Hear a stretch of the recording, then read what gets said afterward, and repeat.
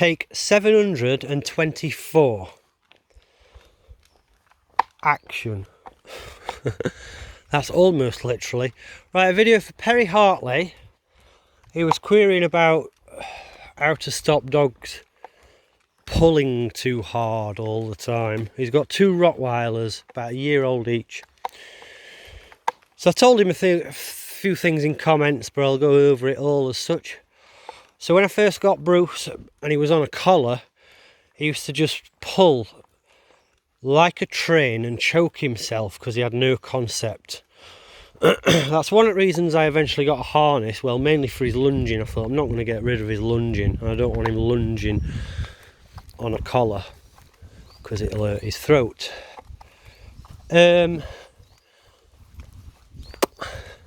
I got rid of that incessant, thoughtless pulling in a day just by blanking it, ignoring it. So let's pretend that Bruce is pulling like a train there, and you just stand ground like that, and the dog will break it like that, and you might say good, but not too much praise for pulling.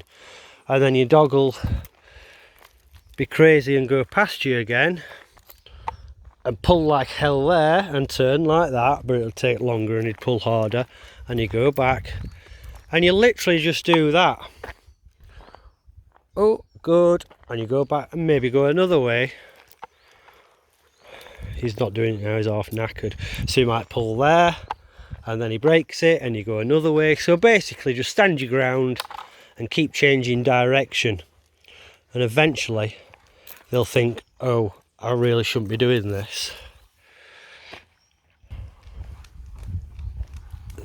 So because you've got 2 Rottweilers, if you've got a partner, take one dog out each, even on the same walk, but be a good few yards apart so that they're not interacting with each other. Both you and your partner use the same commands and be as strict. And try and stick with the same commands forever, basically.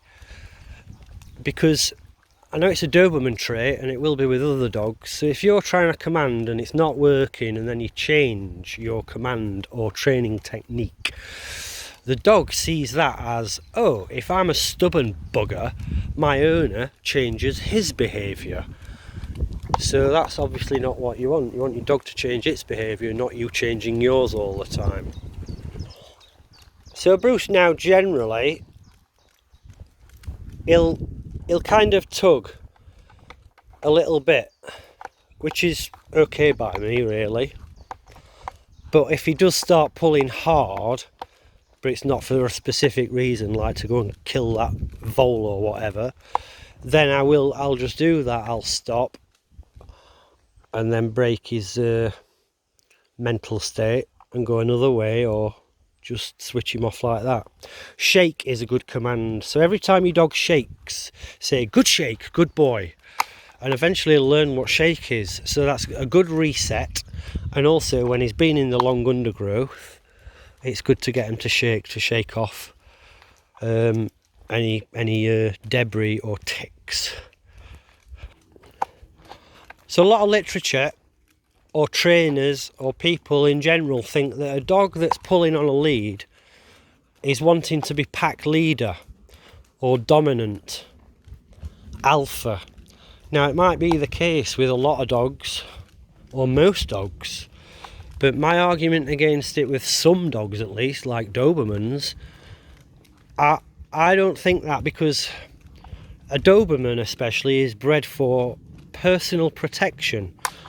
So therefore I think it's in their nature to be out front. So in a wolf pack or other packs of wild dogs, it's the beta, or more submissive if you like, dog or wolf, that does go out in front and check out a given situation, and then the pack leader, the alpha, whether it's male or female, will go out and deal with the situation if need be. So a Doberman wanting to walk out in front is not, in my mind, it wanting to be pack leader. It's just wanting to do its job.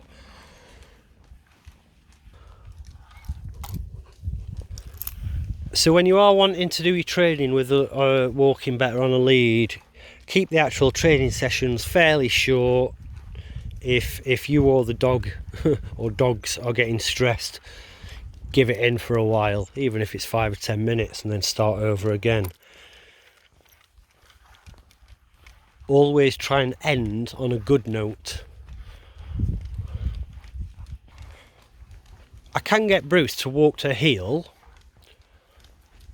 I don't use the word heel. I don't like it because it sounds too much like here. And people say here for a dog, like come here or whatever, you know. So I don't like the word heel. When I want him by my side, I say on me. Obviously he's ignoring it now. And then he'll tend to walk by my left side. So, and then you will use treats for that when I'm training him for that. And I'll still do it sometimes. If I haven't done it for a while, I'll take some soft treats. Only use tiny little morsels of soft treats. And try not to give them too much.